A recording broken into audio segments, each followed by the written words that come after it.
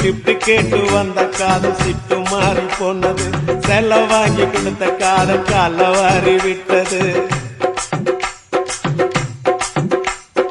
ஆபீஸ்ல வந்த காதல் 5 மணிக்கு முடிஞ்சது. அடுத்த காதல் பஸ் ஸ்டாப்ல 6 மணிக்கு நடந்தது.